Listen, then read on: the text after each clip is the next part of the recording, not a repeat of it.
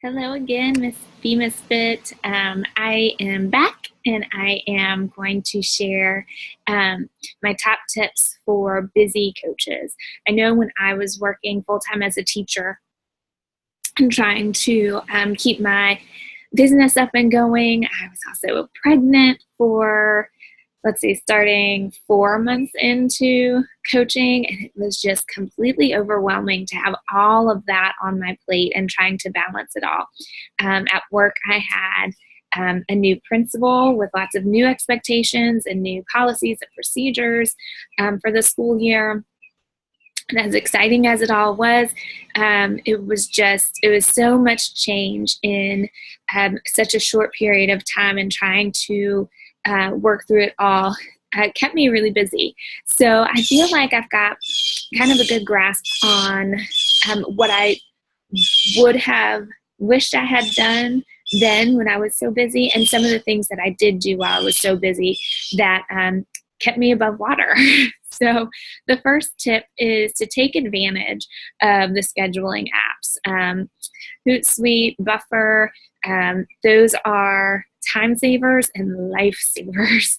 So take time to Buffer is so easy to use. I think it's $10 a month so that you can add multiple Facebook pages to it, or different social media accounts to it, which is totally worth it in my book.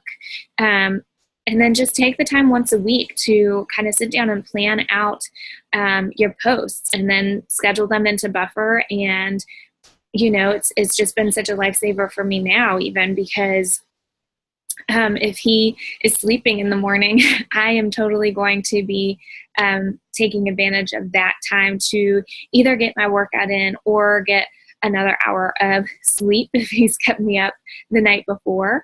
And so instead of worrying that, oh my gosh, it's my sweet spot time to post to my Facebook page, I can already have that scheduled, and Buffer will do it for me.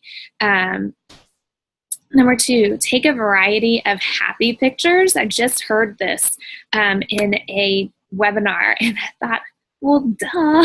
So when you are, the days that you have showered and put makeup on and you've done your hair and you look presentable, not like me today, go ahead and take a couple different pictures, around the house. If you have a home office, take some in your office.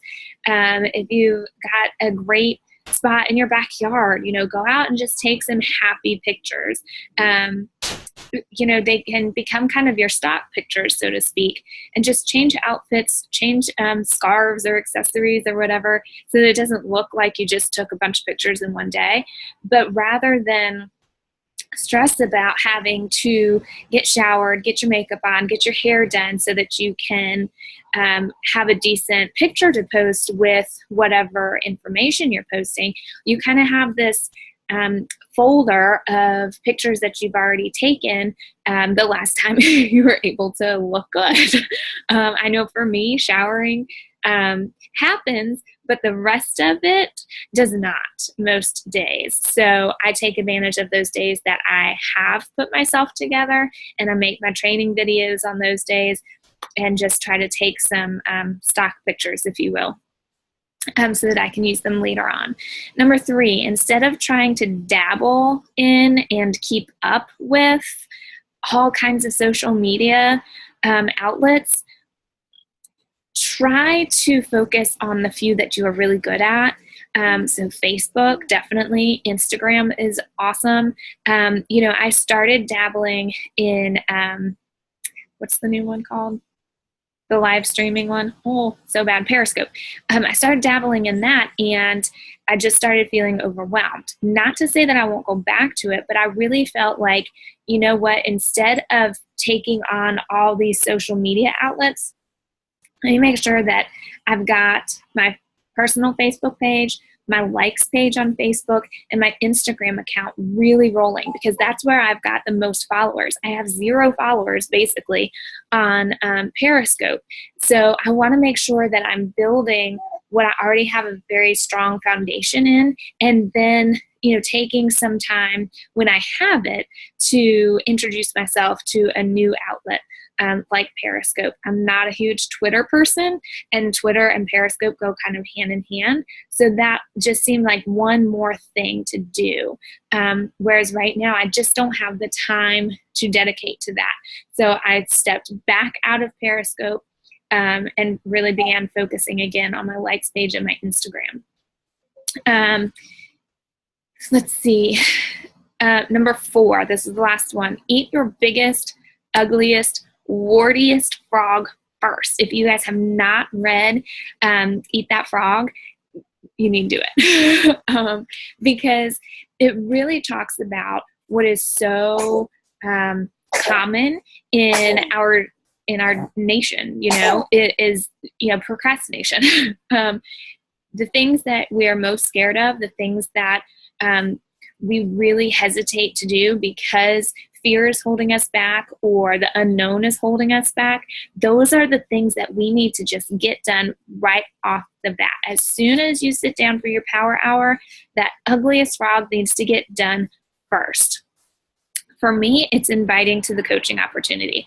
I am still fearful of inviting to the coaching opportunity just because I want so badly for everyone to say yes and jump on and build this awesome team and community of friends and leaders and just run with it. And so I'm afraid of people saying no. But at the same time, I know that people saying no will lead to people saying yes, even if it's those no's that end up being yeses later on. So eat your frog first. That way, the biggest, most important task is done and you can move on. So if your power hour can only be 15 minutes in the morning, bam, get that invite out of the way. And then the rest of the day, whatever you've got going on, if you only end up with another 15 minutes at some point during the day, so you don't get your whole hour in there, at least those last 15 minutes, you're not stressed about, oh my gosh, I never invited anybody to the coaching opportunity today. It's already been done. So then those last 15 minutes that you have for the day to spend on Beachbody can be, building relationships or posting to your page or whatever. So those are my 4 tips for the busy coach. I know that's a lot of us, and hopefully it was helpful. I know that those 4 things are things that I'm still working on today as a busy mom. And hopefully they're just super helpful to everybody out there. All right, guys, happy Friday, and I look forward to posting over the weekend. Love you guys. Bye.